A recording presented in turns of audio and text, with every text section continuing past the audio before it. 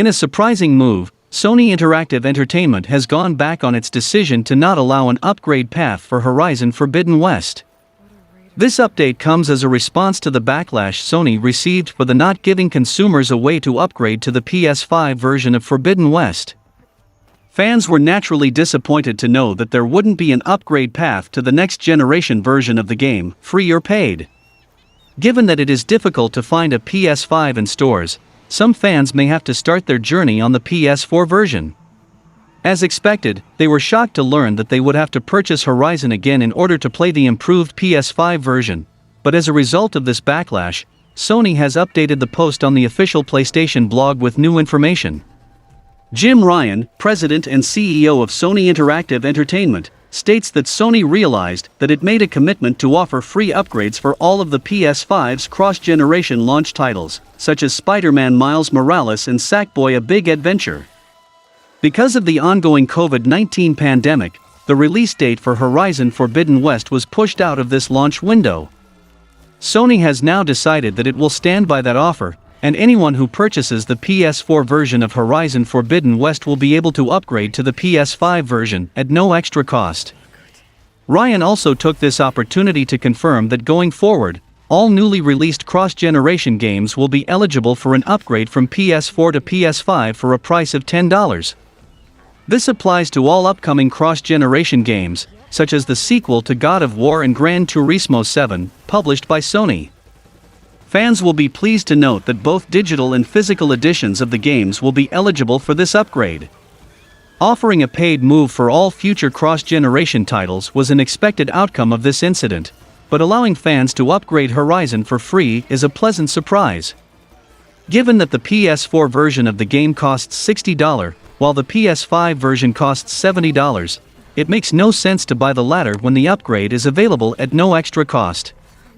This isn't the first time Sony has gone back on a decision after fan backlash in recent memory. Earlier this year, SIE decided not to shut down the digital storefronts on PS3 and PS Vita after receiving a similar response from consumers. Regardless, fans now have more clarity on how these upgrades will work for all future games published by Sony. The Collector's and Regala editions of Horizon Forbidden West are packed with collectibles and special in-game content. Both editions look solid, and the Regala edition has already sold out at most major retailers. However, the strange thing is that in spite of all the additional collectibles, neither edition includes a physical copy of the game. Collectors usually like to have a physical copy of the game. Many fans are upset about the lack of a physical disc and decided against the collector's editions for that reason. To make things even stranger, both the Collector's and Regala editions of Horizon Forbidden West include a steelbook, but instead of a game desk only include a voucher for a digital copy.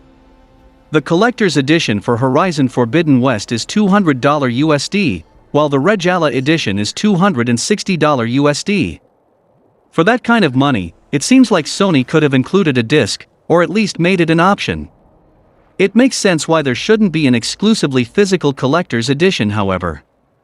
Many PS5 owners opted for the PS5 digital, and don't have the option for a disc drive.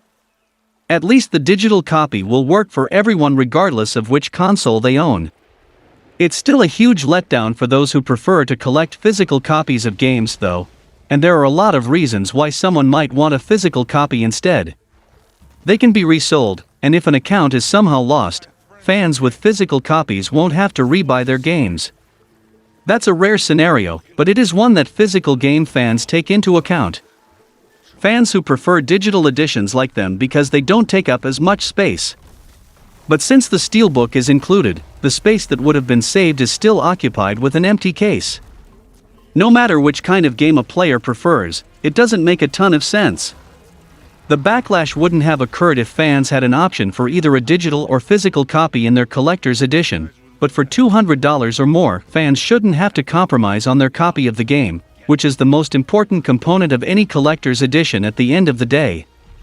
While Sony has announced that it will be allowing a free PS4 to PS5 upgrade path in response to outrage from fans, it has remained silent on the complaints about the Horizon Forbidden West Special Edition options. The game is not finished and hasn't been printed yet, so it shouldn't be too late to add an option for a physical disc and appease collectors. Digital games have become increasingly popular and are a great option. They're convenient, don't take up any space on a shelf, and can be played at midnight on release rather than having to wait until a shipment arrives or a store opens. But including only a digital code instead of a physical game in a collector's edition is far from traditional, and not every fan has migrated to digital only. If complaints continue to persist, it's possible Sony will change the collector's and Regala editions to have an option. It's important to keep the digital edition available for PS5 digital owners, but again, fans paying upwards of $200 for a game should be able to have the version that works best for them. If Sony sticks to the digital-only collector's editions, this might be a sign for upcoming titles. Horizon Forbidden West is the first major PS4 and PS5 exclusive that has gotten special editions, so it could be setting a precedent. Upcoming blockbuster exclusives like God of War Ragnarok, Gran Turismo 7, and Final Fantasy VII Remake Part 2 are sure to have similar collector's editions, but they might also only have digital copies of the game. Hopefully, Sony will realize that not everyone is ready to make the full transition into digital gaming, especially those who value collector's editions. It would be much better for everyone if Sony is open to letting players have more control over how they want to play. Speaking of Horizon Forbidden West, Horizon Zero Dawn's protagonist Aloy seems to be cropping up everywhere lately. For one thing, after Horizon Zero Dawn rocketed to fame thanks to its overwhelmingly positive reception, Aloy has become a major face of Sony's brand, appearing in tons of PlayStation-related advertising. For another, she's venturing out into other games. For instance, Fortnite fans recently got an Aloy skin, allowing her to rub shoulders with tons of classic pop culture characters like Marvel superheroes and Star Wars' biggest heroes and villains. Only the latest of Aloy's growing repertoire of guest appearances is her new venture into Genshin Impact, the extremely popular open-world action RPG from Chinese developer MiHoYo. Aloy's Genshin Impact appearance is especially remarkable because she's becoming a collectible playable character. Far from just a Horizon Zero Dawn skin, Aloy comes with a totally unique kit based on her abilities and fighting style from the Horizon series. Genshin Impact and Horizon Zero Dawn may both be action RPGs, but they're completely different games in terms of everything from core gameplay mechanics to art styles to story design. Even so, Aloy happens to fit into Genshin Impact pretty well thanks to its elemental damage system and bow weapon specialty. Looking closely at Aloy's moves in Genshin Impact, fans can tell that MiHoYo is well aware of Aloy's many talents. Throughout Horizon Zero Dawn, Aloy picks up all kinds of interesting weapons. For instance, Aloy can get slings that launch several unique bomb types, as well as tripcasters and netcasters that Aloy can use to snare and impair her enemies, giving her the advantage in combat.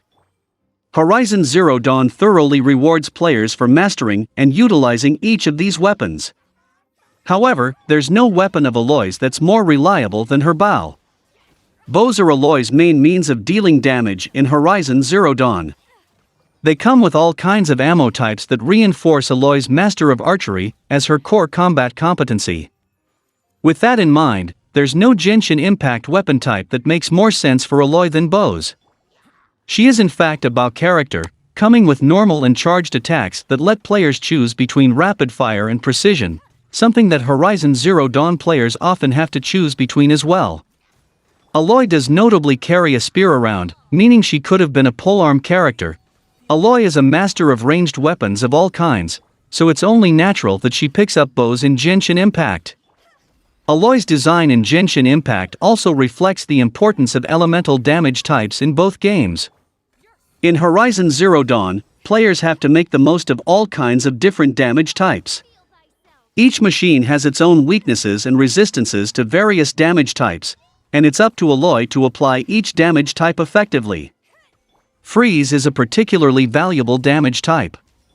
Once Aloy builds up enough freeze on an enemy, they'll slow down and suffer greatly increased damage from all of Aloy's other attacks.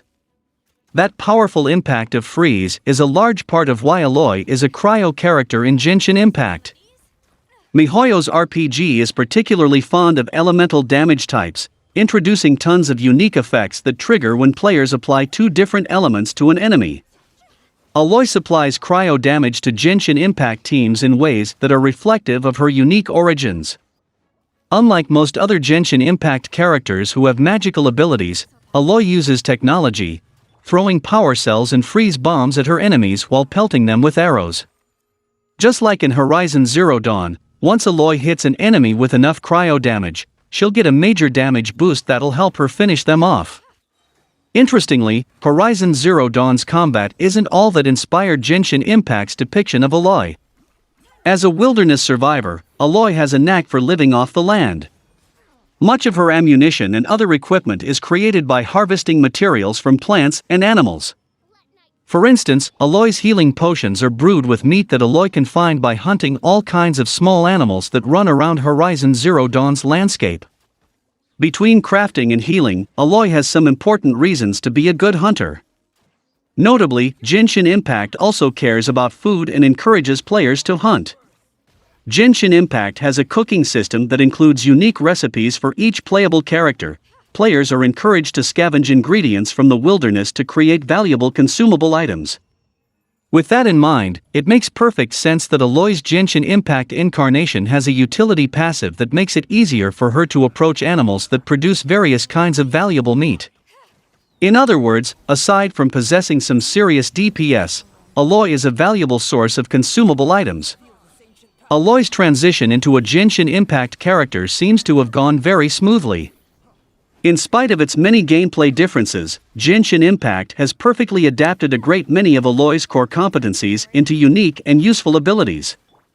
She's a solid bridge between Genshin Impact's fantasy combat and Horizon Zero Dawn's sci-fi and survival elements. If MiHoYo can so successfully reinterpret Aloy's skill set, one wonders if other studios could do the same thing. Maybe one day Aloy will star in a new PlayStation All-Stars title or feature as a guest in a Super Smash Bros. Game that makes broader use of her other weapons. For now though, Aloy's appearance in Genshin Impact is more than satisfactory, and a good sign of what could be next for her. Guerrilla Games' Horizon series is only getting bigger, meaning there's sure to be more Aloy crossovers and cameos down the line. The core Horizon series certainly benefits from Aloy's voyages into other games, too. With Horizon Forbidden West only months away, her appearance in Genshin Impact is a fantastic way to advertise for the new game. Sony doesn't seem like it'll stop using Aloy as a brand ambassador anytime soon. It's just a matter of waiting and seeing what kind of adventure she goes on next. There's been a lot of buzz surrounding Gotham Knights, the upcoming co-op action-adventure game set in the world of Batman. The game is separate from the universe of the Batman Arkham games, but it carries a lot of the same elements both visually and mechanically. And while there have been gameplay demos, there's still a lot that fans don't know about Gotham Knights. Luckily, that may change soon. In October, DC will run its DC Fandome event, the second of its kind. If it's anything like last year, the event will be full of news regarding DC's biggest franchises, including some updates on games that the company has in the works. A recent update on the Gotham Knights Twitter page has confirmed that the game will be there, so it stands to reason that players will be getting a good look at the Bat family during the show. The teaser shows a member of the Court of Owls along with the text "No one talks about them, not a whispered word is said," which fans may recognize as a slight modification of the Court of Owls nursery rhyme found in the comic book series. It's a cool tease for what's to come, one that seems perfect for a faction as menacing as the Court of Owls. However, it doesn't offer much in the way of new information. Originally, Gotham Knights was supposed to launch this year, being one WB Montreal's biggest releases in quite some time. However, Gotham Knights was delayed to 2022 back in March, giving the developers more time to polish the game, but also being one of the first of many titles to receive such a delay throughout 2021. The pandemic has made development difficult, and thus thrown a wrench into release pipelines, so the landslide of delayed games had been more or less expected. It's possible, however, that Gotham Knights receives a new release date, or at least a more specific release window, during the DC Fandome event. There are likely going to be some gameplay overhauls for fans to see during DC Fandome too, assuming the delay has been put to good use, so WB Montreal shouldn't be lacking things to show off. DC Fandome will kick off on October 16, 2021, so Batman fans won't have long to wait until they can see some more of the game. With any luck, the delay won't push Gotham Knights all the way back to fall 2022, and will instead put the game somewhere early in the year. With how packed January and February 2022 are with games right now though, it may be best for Gotham Knights to land a little bit later than that. The main hook Gotham Knights led with in its first trailer was the fact that Batman is dead. While the trailer didn't go into the circumstances of his death, it's clear this is what has motivated his many sidekicks to come together against Gotham's crime scene. This still begs the question of how Batman died, and the game will have to explain in some way or another. Many fans will likely be looking for some context at this year's Fandome. It would also be helpful to see how the Bat family reacts to Batman's death, and how this drives their characters through the main narrative. Along with the reveal that Batman is dead in Gotham Knights, last year fans got to see the mysterious Court of Owls would play a central role. Based on its appearance in the comics, there are a lot of questions on what the Court of Owls will do in this game. The group's main conflict with Batman comes when Bruce Wayne attempts to reform Gotham City, threatening its political influence. But Bruce Wayne is out of the picture here, so while it is exciting to see the court recognized in a game, some clarification on its motivations could help sell the story of Gotham Knights. The games industry has been struck by a wave of delays over the past year. Games like LEGO Star Wars: The Skywalker Saga just resurfaced after its most recent delay this spring, and Fandome will be the first major event for Gotham Knights since its delay earlier this year. While it's best that Gotham Knights isn't rushed so players get a good experience, there's bound to be questions regarding its 2022 release window. A definite date might be optimistic considering how developers are still struggling, but a time of year like spring or summer could still lighten some spirits. Gotham Knights is one of the most anticipated DC projects in a long time, so a lot will be riding on its DC Fandome presentation in October. The co-op structure of Gotham Knights, along with its focus on characters that haven't gotten a lot of attention in games, has made it exciting for comic book fans. Hopefully all questions will be answered when more information is given at the event. Moving forward, we have some CD Projekt Red news, as they bring on Witcher 3 modders to help improve Cyberpunk 2077 and develop a better suite of community modding tools. Cyberpunk 2077's tumultuous launch has been followed by a string of bad news. While the game has been improved since its launch, it's still plagued with bugs ranging from nuisances to game breakers. However, CD Projekt Red is doing something a bit unexpected to help address the issue. The developer is bringing on a team of The Witcher 3 modders to help fix the issues dragging Cyberpunk 2077 down. CD Projekt Red has hired developers from Wolvenkit and RedScript, popular modding tools for The Witcher 3 and Cyberpunk 2077, respectively, to work on official mod support and to squash some of the game's bugs. Details on the hirings are a bit scarce, the announcement simply being made by a Discord message from the team. It's a good sign for Cyberpunk 2077's future, though there's a long road ahead. Perhaps the most significant part of the announcement is that the team is working on Cyberpunk 2077's official mod support. So far, the game's support for community content has been fairly limited, and seeing it expanded could have a huge effect on Cyberpunk 2077's future. For example, if mod support was expanded to the same degree as the Elder Scrolls V Skyrim's mod support, fans could see the game's lifespan extended by a decade. Of course, there's other work that needs to be done to Cyberpunk 2077 before fans can really dive into adding new content, something that the community may well oblige. Bluntly, Cyberpunk 2077's fanbase may become essential to fixing the game if CD Projekt Red fails to do so. While it will likely never be what fans were expecting, mods like the unofficial Skyrim patch have proven just how much a community can do to fix a game. Plus, having a team of talented community developers join CD Projekt Red in a more official capacity could be exactly the breath of life that Cyberpunk 2077 so desperately needs. While it's too early to say that things will turn around completely, it indicates that CD Projekt is still committed to making the game better, and that's precisely what the community needs to hear. For now though, fans will have to wait and see what the next few months hold. When improved modding tools are released, there's a good chance that the community will start to implement a healthy suite of changes. With that being the case, fans may get at least some of what they were hoping Cyberpunk 2077 would be. Although it seems the tides are slowly turning for CD Projekt Red's Cyberpunk 2077, there is still a long way to go before many consider it fully redeemed from its launch in 2020. CD Projekt Red has released a ton of bug fixes, updates, and more, with Cyberpunk 2077's 1.3 update receiving a mostly warm welcome. However, many are still wanting to see what comes next, and how future updates, DLC, expansions, and more impact the game. Indeed, perhaps one of the most eyed updates for the game come in its PS5 and Xbox Series X versions. CD Projekt Red has previously indicated that Cyberpunk 2077 would receive PS5 and Xbox Series X updates by the end of the year, as well as The Witcher 3. But that may no longer be the case. In its latest shareholders' call, CD Projekt Red SVP of Business Development Michael Nowakowski said that the PS5 and Xbox Series X versions of both games could miss their targeted release dates, that being by the end of 2021. Nowakowski emphasizes that the target is still this year, but that keeping in mind the lessons CD Projekt Red learned during the past year, the company can't say with full certainty that the production schedule will not change. Nowakowski also emphasizes the differences in development on The Witcher 3 and Cyberpunk 2077's PS5 and Xbox Series X versions, as the latter is being worked on by over a third of the company, as well as its updates.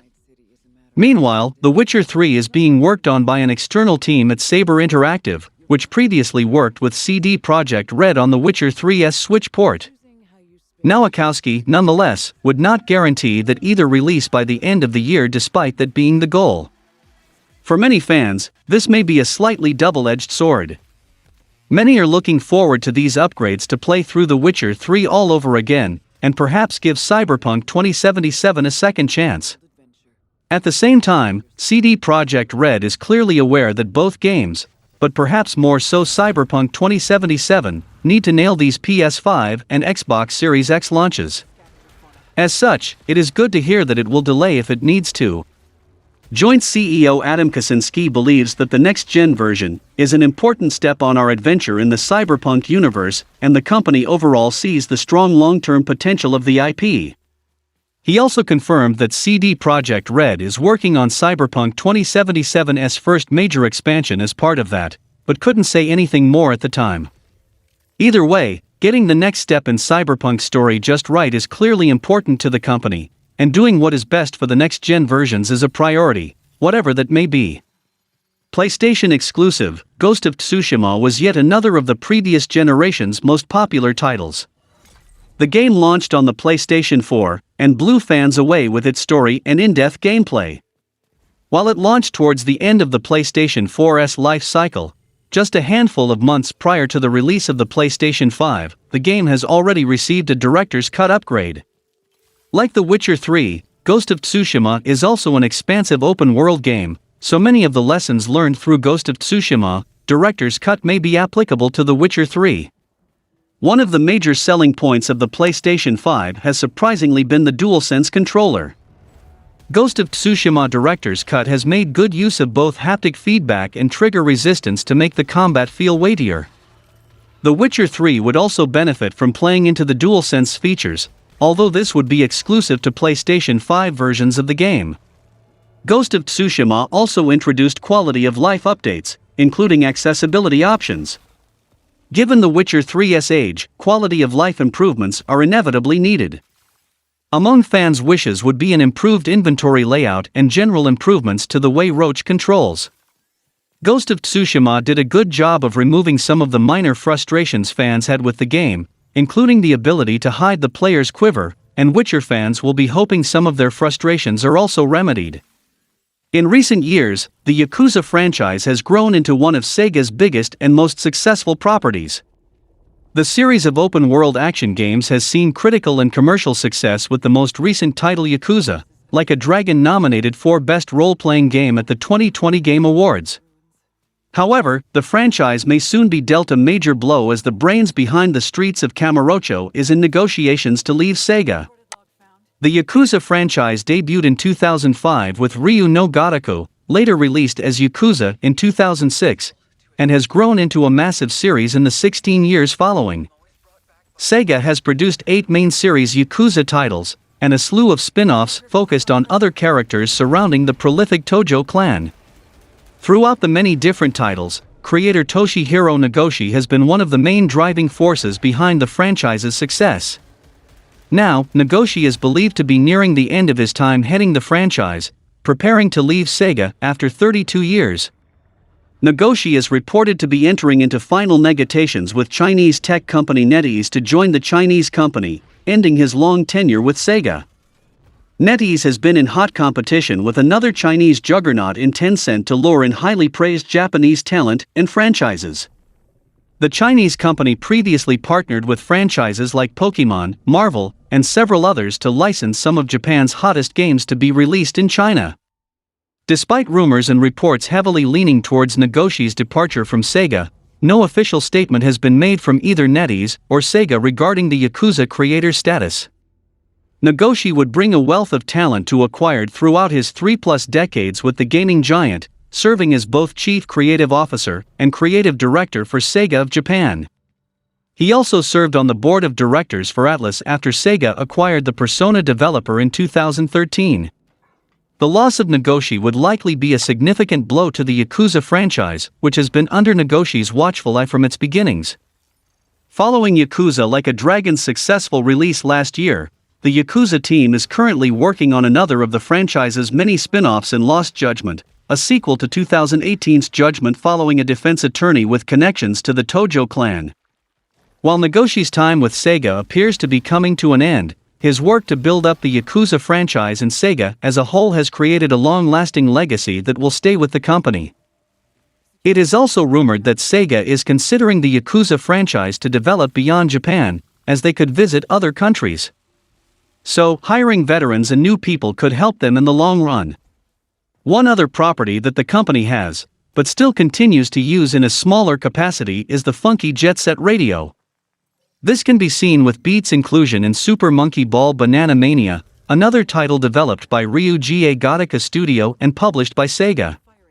While the Jet Set Radio series has remained dormant and the Yakuza franchise is flourishing, a key figure who were a major part of these titles will be returning to Sega soon. The former employee, Ryota Ueda, was the director of both the original Yakuza 1 and 2 on the PlayStation 2. His other notable credits for him were during the late 90s, doing designs for the monsters seen in Panzer Dragoon Saga for the Sega Saturn, as well as the chief graphic designer for Jet Set Radio. He left Sega in 2011 after the release of Rise of Nightmares on the Xbox Kinect, and went to work for Yahoo Japan in mobile game development. He announced that after 9 years working at the company, he will be returning to Sega. This announcement was posted on his public Facebook page, where Ueda has resigned from his position at Yahoo Japan, and will be looking to develop some new video games at Sega. He thanked the people that he had met during his time at the company, looking to take the things he learned to his new job at Sega. From now on, I will focus on making games again. Not only do I feel the excitement of making things, but I am also smiling a little at the thought of seeing old friends and meeting new people.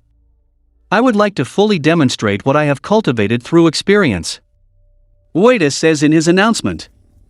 This news is a bit of a coincidence, as his return could possibly fall in line with the supposed departure of another key figure from Sega.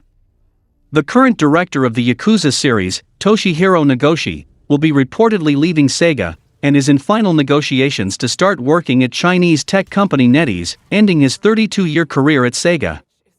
Some fans speculated if Nagoshi does end up leaving Sega, Ueda could be the perfect person to fill his role as the director and continue the Yakuza series, based on his past experience. Others hoped that with his return, Jet Set Radio could get a revival, as the funky aesthetic and legacy can still be felt in games like Bomb Rush Cyberpunk.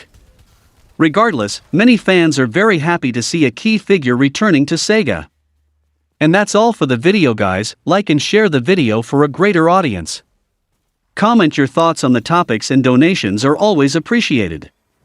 Subscribe to the channel and click the bell icon, and until then, from SMPV, it's goodbye.